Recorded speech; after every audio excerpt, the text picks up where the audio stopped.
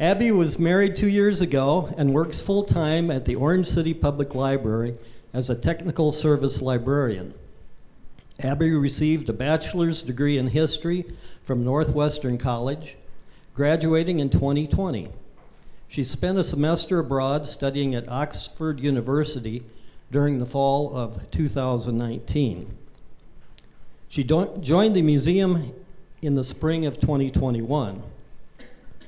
Abby started her master's in public history in the fall of 2021 and is almost finished with it.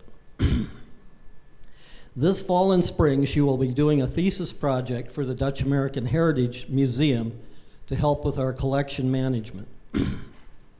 Abby's initial research and development for the KKK talk was a website she created for a class in the spring of 2024. Now, you know, yesterday I was driving to Sioux Center. I was listening to the radio station, and as I was driving, I was thinking about the topic tonight. And you know, back then in the 1920s, the Ku Klux Klan and their presence in the area was had to be scary. And most of the people were concerned about their safety. And then suddenly a news release came and it encouraged me. It gave me hope. One of our neighboring cities, Sioux Center, has been named the safest city in Iowa. Imagine that. The safest city in Iowa. It made me feel better and safer as I approached the Sioux Center city's outskirts. I was a little concerned, though, that Orange City was not the number one on the list. So when I got home, I had to take a look and see where Orange City stood in that whole situation. Well, I'm kind of sad to report that Orange City is rated way down at number 5. As one of the safest cities in Iowa. So please, as you leave tonight, be safe, because next year we want to beat Sioux Center and take the safest city's crown from them, no matter what it takes.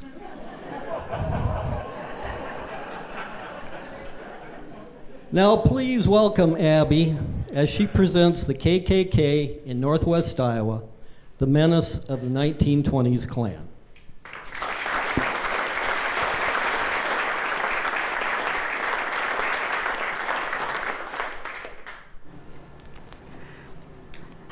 All right, thank you, Al, and thank you everyone for coming. Am I loud enough?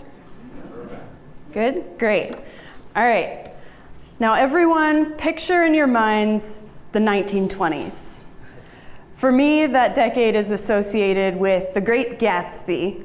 It's the roaring 20s. It's filled with flappers and jazz music, and the museum actually does have some flapper-style dresses in our wedding exhibit over there. Fun fact.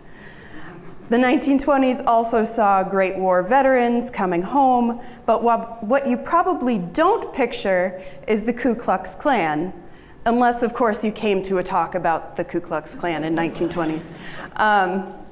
No, when I usually bring up the KKK, you might picture a very different context. The Deep South, after the Civil War, far away from here. That's the original Ku Klux Klan, definitely the most famous, most likely to be covered in your high school history classes. But that's not the whole story of the Ku Klux Klan. It's actually more helpful to think about 3 different eras of Klan activity. Era 1 is the original. Era 3 is the modern Klan, or more accurately, clans that are spattered about the country and keep the white-robed legacy alive. But today, we're talking about the second era of Klan activity, which was actually the widest spread. They called themselves the Knights of the Ku Klux Klan. This organization originated in Georgia in 1915, and they spread across the entire country, hitting this area of Iowa in the early 1920s. So this was a national phenomenon, but I find that it's not particularly helpful to examine it at the national scale. After all, the Klan is very secretive, and there was a lot of regional variation. But more importantly, the impact of the Klan doesn't really hit home until the subject is your home. So tonight, we're going to explore some reasons why folks joined the Klan here in Northwest Iowa and examine what that looked like in different aspects of community life. Along the way, we're going to meet some Kluxers and anti-Kluxers who exemplify these themes. So, reason number one why Northwest Iowans joined the Klan: Kluxers were seen as the good guys. It's easy for us today to say that the Klan was a bad organization, but a lot of folks in Northwest Iowa found the ideals of the Klan compelling. They would have seen it as a good organization. Has anyone heard of the film Birth of a Nation? Yep. This movie was released in 1915, and the story spans from Lincoln's election through the Civil War and Reconstruction, all in 2 hours. The movie interprets Reconstruction as a ploy to oppress Southern whites under Black control. And in that context, the Klansmen were seen as heroes who stopped that from happening. I'm going to show you a clip, and I want you to know that this movie showed in Orange City's Cottage Theater, the Opera House in Sheldon, Cherokee's Special Coliseum, the Cosmo Theater in Dune, yes, Little Dune, and other local theaters for years after it released.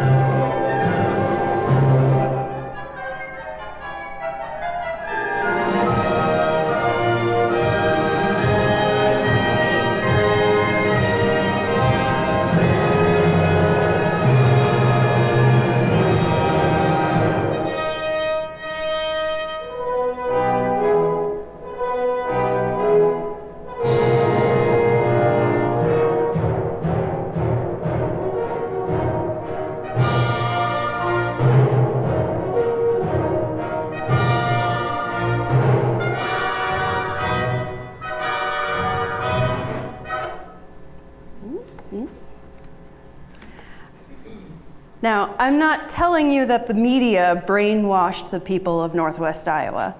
The Birth of the Nation simply affirmed what lots of people would have already believed.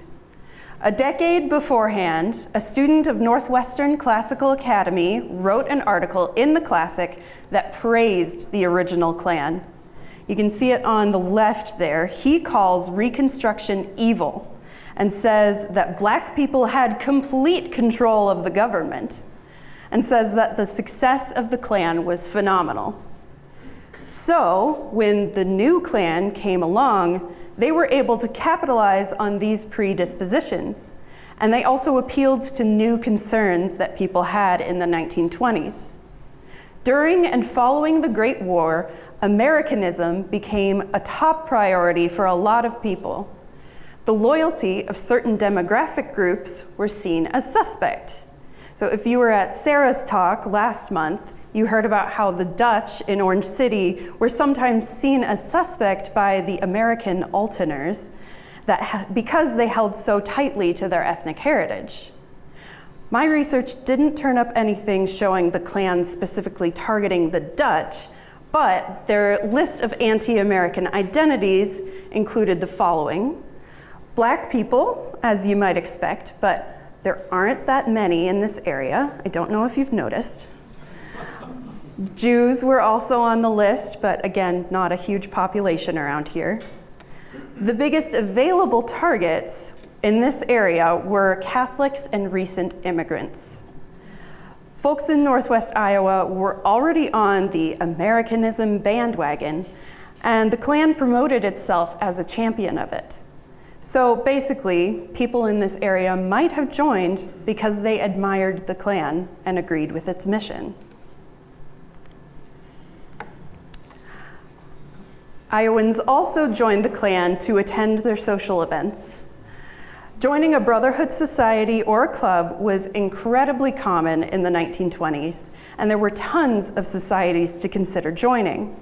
There were the Masons in Sioux City and elsewhere, the Kiwanis Club in Rock Rapids, the Knights of Pythias in Sheldon, the Knights of Columbus in Le Mars, and of course, there was also the Klan. It's difficult to fully know what went on at Klan gatherings, considering, the whole secrecy thing. But they did have some public gatherings or more open gatherings that newspapers would report on. The Klan would often bring in lecturers from out of town, and they would give a talk about Americanism or Klan ideology or something along those lines. Picnics were also popular. And the funniest thing I read was that the Cherokee Klan in April 1925 had a, quote, wiener roast in the woods. Can't make that up. The Klan also hosted parades and sometimes formed music bands that were exclusive to members. And of course, there were midnight escapades, evidenced by the fiery crosses that dotted the landscape. The Klan's fiery crosses could be huge and the fires dazzling. One article described a 20-foot tall cross wrapped in oil-soaked sacks and then set alight. In some cases, lighting the cross was accompanied by setting off fireworks, and there were even a couple articles that mentioned setting off bombs. And as you can see from these articles, the crosses were everywhere. They were in so-and-so's pasture down the road, near the creamery, at the fairgrounds, on the hill, and even on Main Street. One particularly notable gathering that likely incorporated all of these activities, parades, music, picnics, fireworks, and cross burning, was the statewide conclave at the Sheldon Fairgrounds in 1924. With 25,000 in attendance, this marks the largest gathering in Sheldon even a century later. And you may have heard about this because Rise Fest last year and this year made a big advertising campaign trying to beat the record. But they've fallen short so far. They got close last year with just under 24,000, and this year it was dangerously hot. They got just over 21,500, but hopefully in the next few years.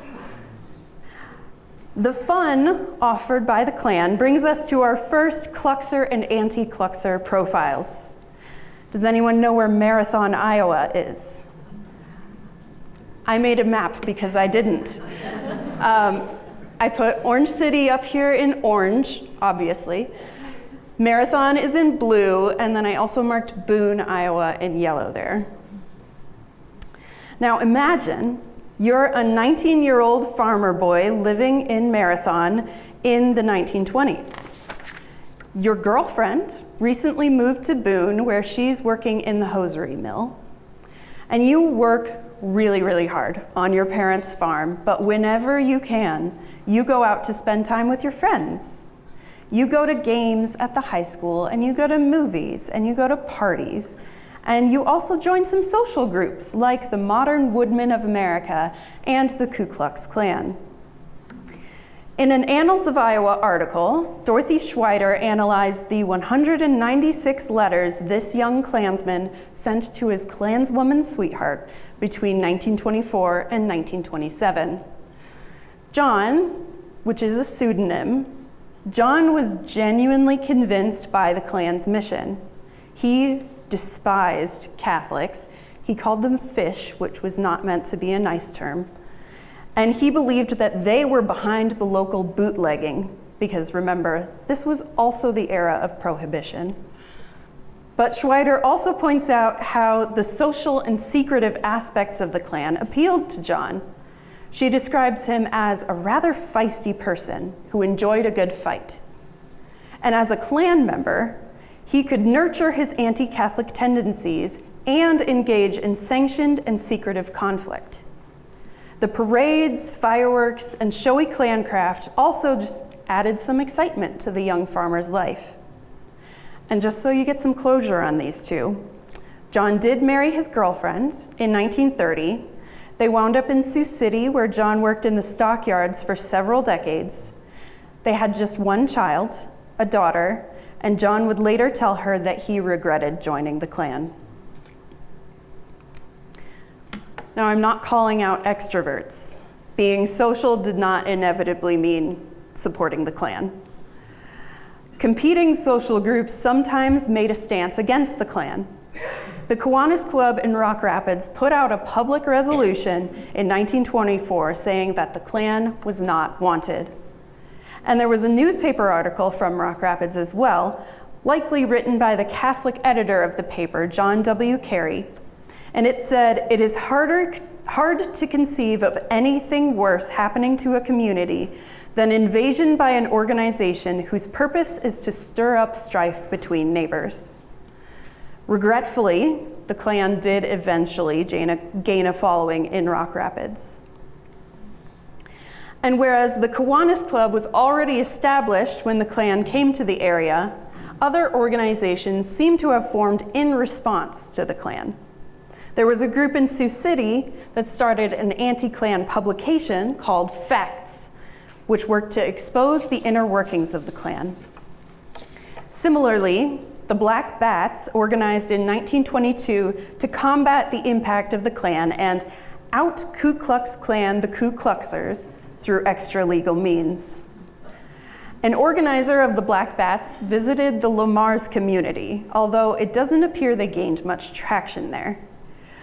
A newspaper article in the Lamar's Globe called anyone who joined either the Klan or the Bats suckers for shelling out their money. Now we're on to reason 3. If the popular views and the exciting activities of the Klan weren't convincing enough, they still found a way to gain members through pressure. It was a common practice for Klan members to only patronize Klan businesses and boycott others, ruining their livelihoods. Sometimes they threatened individuals. The publisher of the Sibley Gazette got a placard on their door saying, "Beware, we warn but once. Your time in town is limited. Leave." Signed in red was Ku Klux Klan. Depending on who joined, the Klan could monopolize vital sections of community life. The news might be Klan-controlled, or the school board, or the local government. Even people with anti-Klan sentiments might have decided to do nothing in order to protect themselves and their loved ones. One Kluxer who held substantial influence in his community was the publisher of the Sheldon Mail Sun, Paul C. Woods. A column called News of the Ku Klux Klan regularly occupied large portions of the paper, including advertisements for upcoming events, coverage of meetings and speakers, reprintings of the Klansman's Creed, and articles addressing misconceptions about the Klan. This extensive coverage differed sharply from many other nearby publications, where coverage could be as short as a sentence or as long as a few paragraphs, but never half a page like the Sheldon Mail Sun. This difference demonstrates how key services with Klan influence could have a big impact.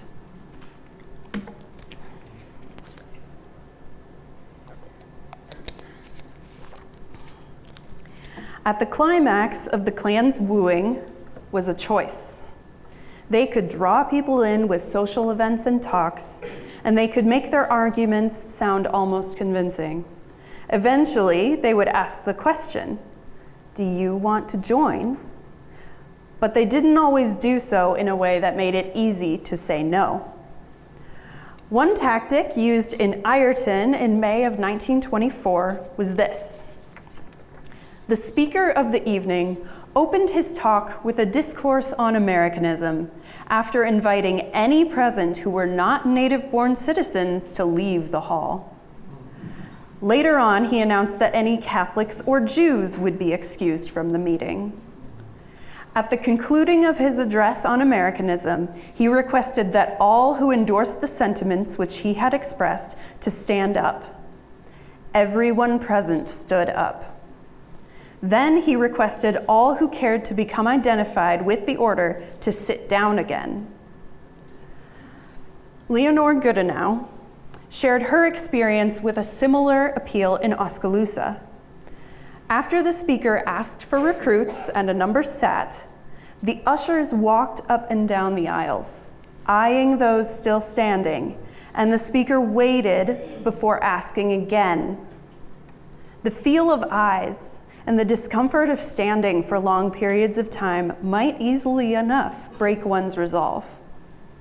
Even so, Goodenow and a number of the attendees in Ireton remained standing, unwilling to devote themselves to the Klan.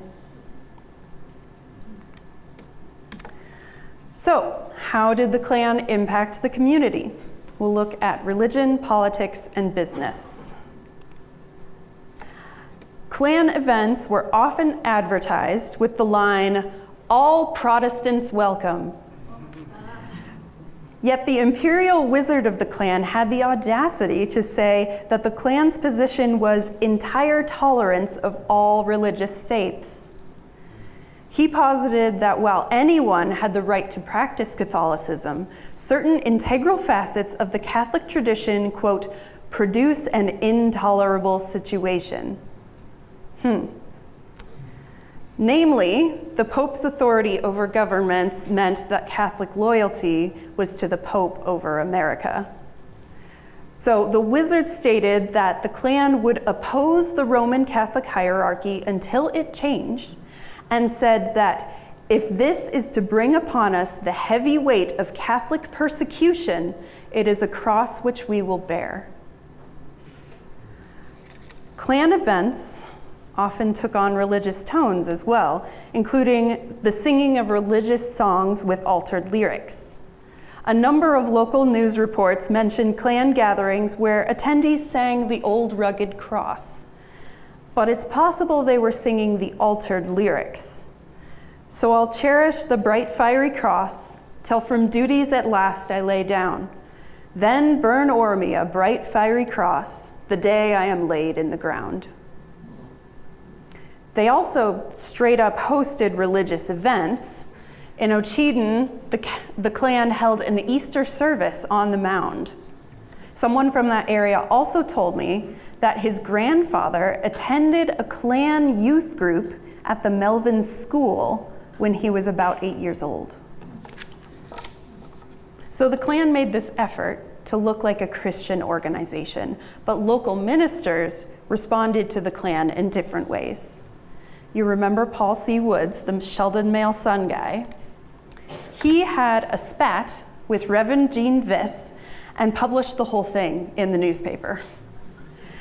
So the blue here is Reverend Viss's letter to the editor, and the red is Wood's response. The context was the East Sioux classes of 1925. The Sun initially reported that one classis member stood against the Klan, one for the Klan, and the rest kept their heads down on the matter. Reverend Viss called the initial article a mass of inaccuracy and a deliberate lie. He said that several church representatives denounced the Klan, and he included a list of signatures. He also condemned the Klan as unchristian and un-American. Wood's reply accused Viss of hypocrisy and said that he misunderstood the Klan. He closed with an ultimatum. Reverend Viss is challenged in the name of the Klan to debate those principles of the organization with a Protestant minister of Klan choice in a public auditorium. This challenge to be accepted at once and the debate to take place within the next 3 weeks. It's unclear whether Reverend Viss accepted the challenge, but supposedly a number of members left his congregation and a fiery cross burned on the church lawn.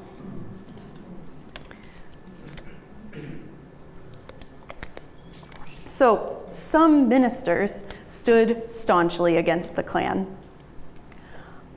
On the other side, we know that Reverend Glenn Crawford was the chief Klan promoter in Rock Rapids, and possibly the district officer. It's difficult to determine if other local ministers actually joined the Klan, but newspaper reports imply a number of regional ministers that were at least amicable. Sometimes the Klan would do this showy thing. They would dress up all in their white robes and hoods and file into a church during the service to give a donation or gift to the minister at the front. Well, supposedly, after the Klan presented Reverend Sherman of the Presbyterian Church in Sanborn with a donation, he praised their principles and invited them to the services. When the Klan sponsored services in an Alton church that had been sitting empty, Reverend LeGrone from the Methodist Church in Sheldon came and gave sermons. With the variety of reactions from ministers, we can get a picture of the dissonance among neighbors. Some saw the Klan as a beacon of Christian virtue, reviving and funding churches and holding services and youth groups. But others, because of their own Christian convictions, would not and could not support the Klan. Considering the Klan framed itself as an organization in favor of 100% Americanism, it was perhaps inevitable that they would pursue political influence. Kluxers voted their own into all sorts of public roles, from school boards to governmental positions. And from Klan to Klan, there was considerable variation as to what the political goals were and what should be done to attain them. The biggest issue, common to most Klans, was the enforcement of the 18th Amendment, prohibition. But other issues included eliminating gambling and prostitution, as well as education reform. Sioux City is perhaps the most dramatic political theater for the struggle between Klan and anti-Klan power. The mayor, Wallace M. Short, had a distaste for the Klan from the start and actively opposed it until he could no longer manage to hold any office. Short was not the sort to mince his words. He called the Klan a hooded band, cowards and un-American, and nothing but a bait thrown out by big business to catch poor suckers. He also accused the invisible empire of being worse than any supposed evil it pretends to fight. The Sioux City Klan did not take kindly to these attacks. They slandered Short's administration in Klan newspapers and put a threatening note on the mayor's door. By far the most concerning development, however, was the Klan's infiltration of city government. No public officials admitted to Klan membership, but Short certainly had his eye on a few of his colleagues. In 1924, Short ran for Congress, but was unsuccessful. And in 1926, he lost his re-election as mayor alongside several other anti-Klan officials who lost their positions. While there were other factors that reduced Short's base among the laboring class, the Klan's opposition almost certainly contributed to forcing him out of office. Mayor Short is remembered among other politicians of the time that refused to temper their criticism for political advantage.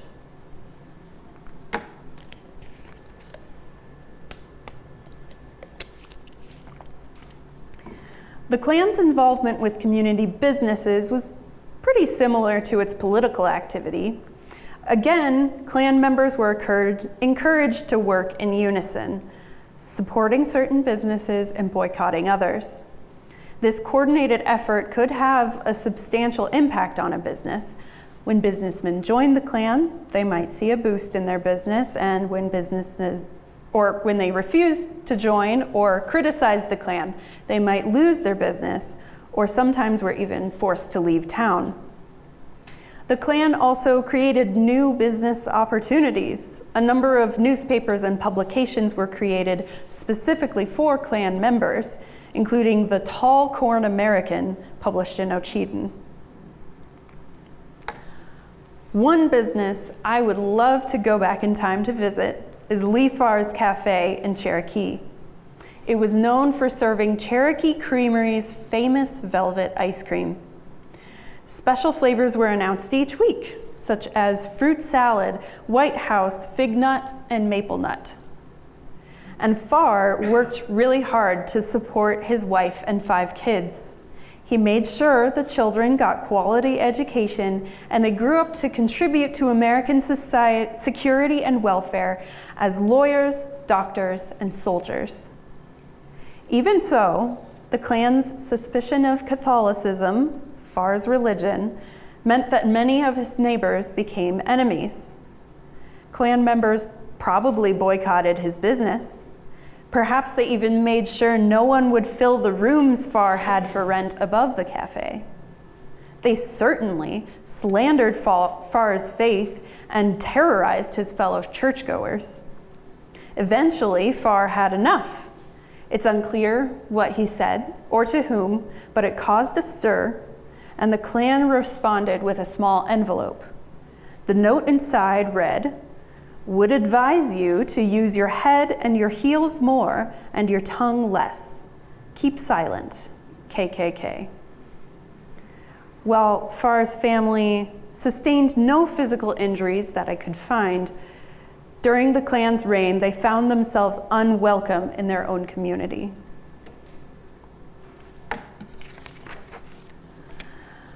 I've got a few more things that I haven't had the chance to mention yet. First of all, the majority of the Kluxers I've talked about so far have been men. Traditionally, the Klan was a fraternity, and it only accepted men. In fact, part of the original Klan's proposed mission was to protect white womanhood. The 1920s Klan, though, did introduce a thriving women's auxiliary, the WKKK. As in most aspects of life, women are less visible in the historical record, but there is still enough evidence to say that women were also active and involved in Klan discourse and activities. One advertisement proudly proclaimed a free lecture, auspices of Ku Klux Klan by woman speaker. Imagine if we advertised this with that line. Some news reports would also specify when the women's organization hosted events. For instance, in February 1925, the women banqueted new members and the men of the order in Cherokee. And in her book, Women of the Klan, Kathleen Blee explores the unique missions of the Women's Klan and the subtle influence women had nationally on this organization. And speaking more about women, I have a unique little history mystery that I wanted to share that Sarah and I have been looking at.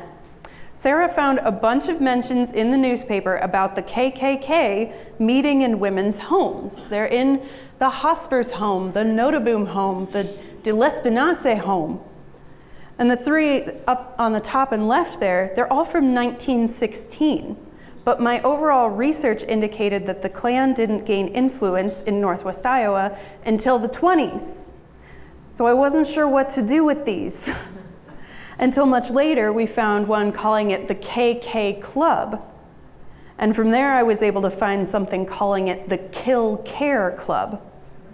There were Kill Care clubs across the country too, and some of them still exist. The idea is that you meet with other women and you kill your cares together. They'll, yeah.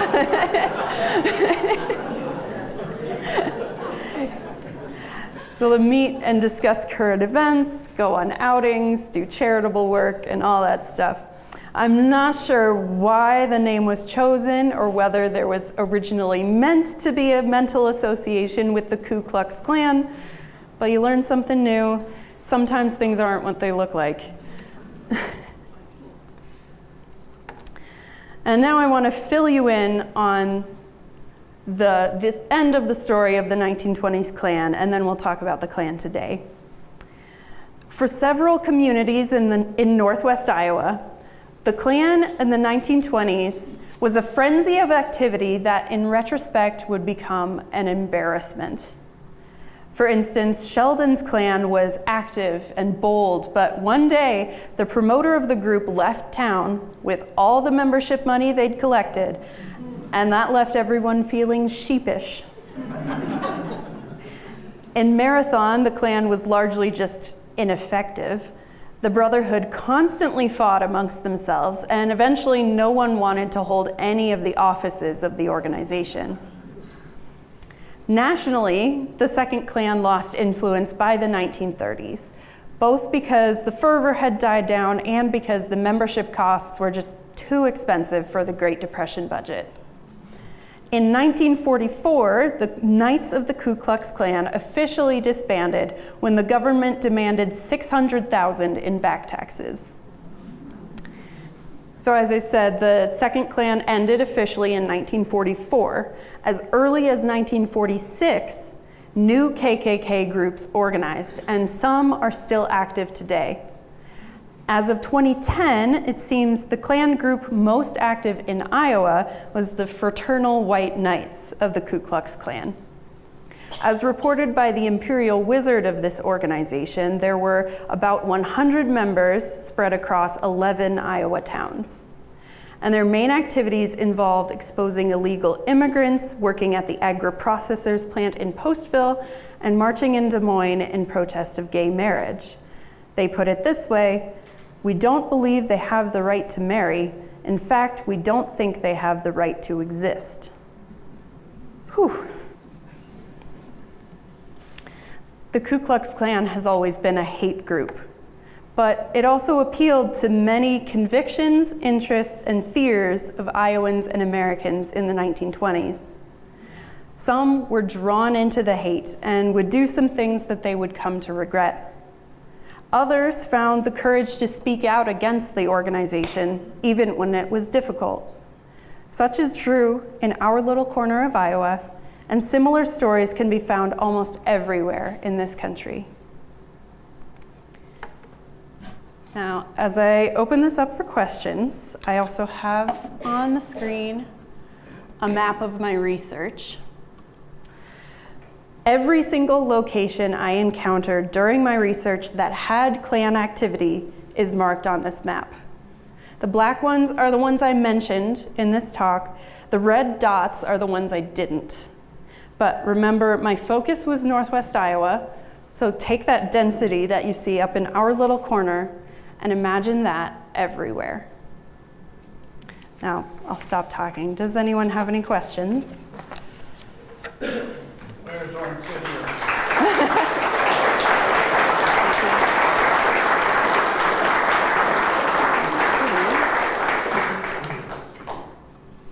There's Orange City.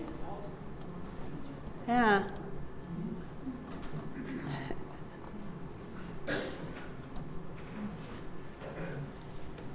Yeah. If they felt they were so right, why were they so secret? That's a good question. I do not know.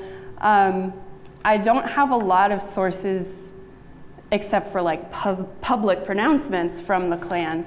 I'm guessing a lot of the things that they kept internally were destroyed. Yeah. So have you come to any conclusions about the correlation between the Great War and the beginnings of the Second Klan? I mean, kind of just, you know, there was this push with the war to really be patriotic. And You know, I don't exactly connect the line there to then you have to persecute Catholics, but that was kind of there's this fervor and this idea that you have to do something, I guess. I should look more into, you know, in Georgia where it officially started, you know, what were their correlations. I haven't looked into that very much, no. Yeah. Did you ever find any instances of law enforcement pushing back against the Klan? I believe, yes, there were some. Well, there were some times that the Klan would want to hold a parade somewhere and they weren't allowed to, like they didn't get the permit to do a parade. I remember some things about that, and I do think it probably varied place to place whether there were Klan members in the law enforcement or not, how effectively they. Because I'm thinking when a family gets a threat, Mm-hmm. do they bring it to law enforcement or do they just? I don't have a good answer. Bummer. Yeah. It does make you wonder, though, doesn't it? Yeah. Clearly. Because nowadays you'd get a letter like that and you'd take it to your local police station and say, Mm-hmm. can you give me an extra patrol? Please, pretty please. Where? I guess so. They're pointed. Oh, yes, yes. Kathy, do you know much about the Klan activity today? The most recent source I was able to find was that 2010. Again, they're probably very secretive. You might be able to talk to, too, in Sheldon at the museum there, they have an exhibit, and she's also done research and I think might know more about the Klan today, but yeah.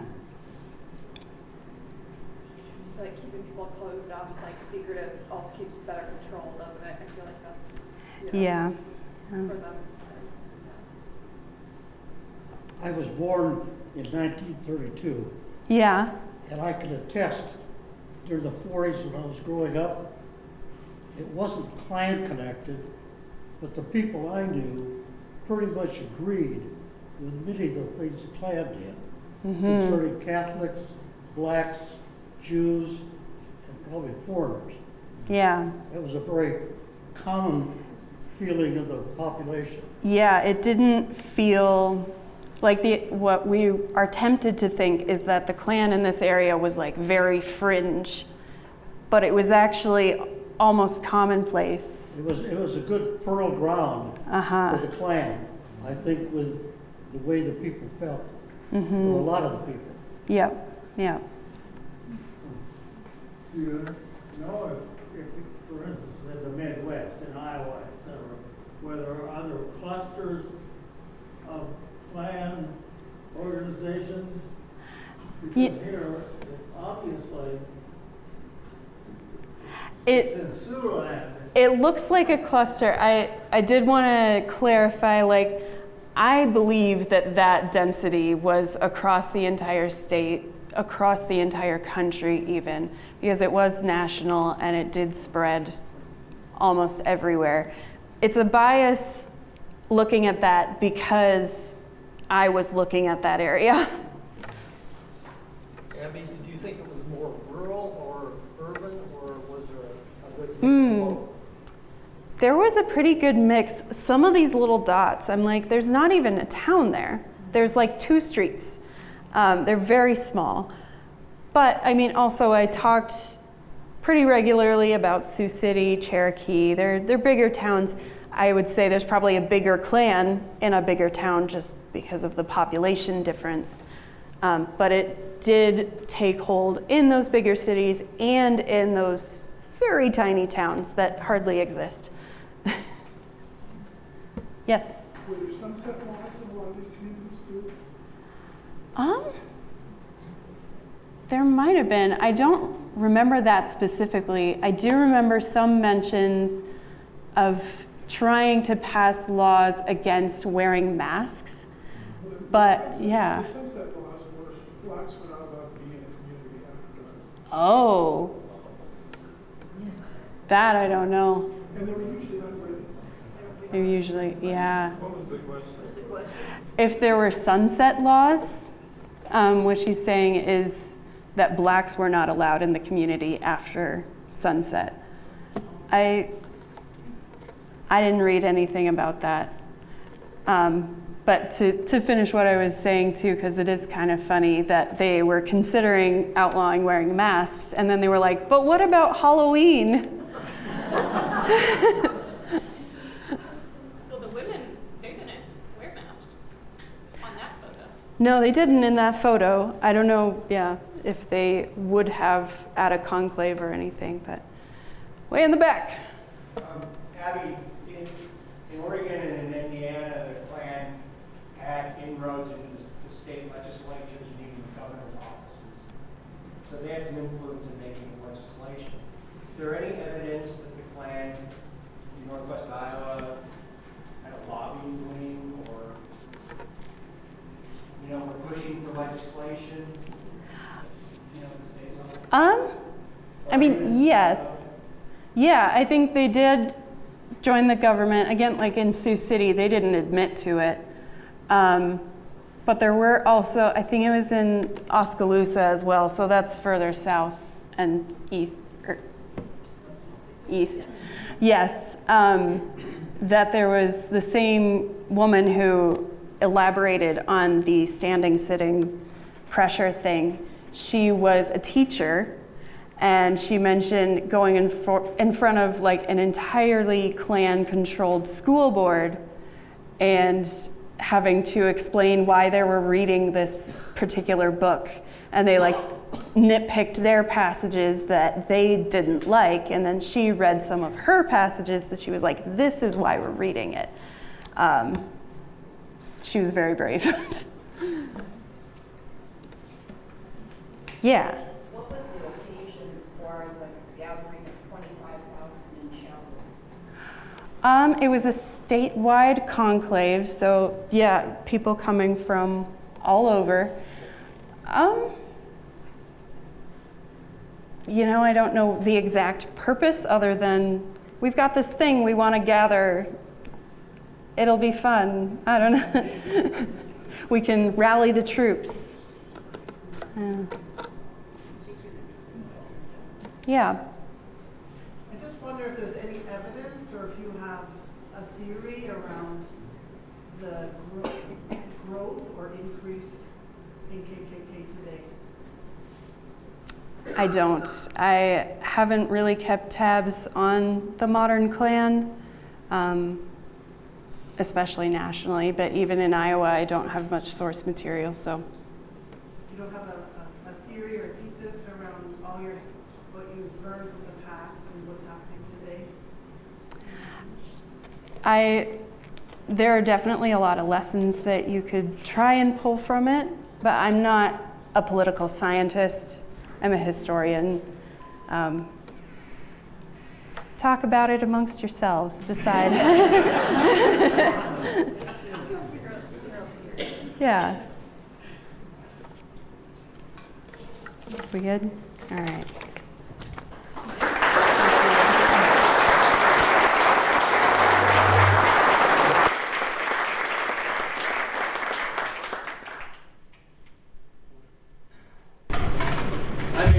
Just talk out loud. Thanks, Abby. And it was a thought-provoking and very interesting talk. I'd say something that we didn't know about, and maybe now we wish we hadn't. It was very interesting. Thank you. Why don't we give Abby another round of applause?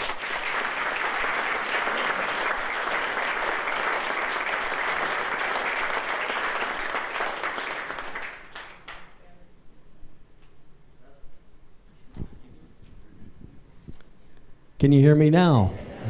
Whoa. Well, thanks again.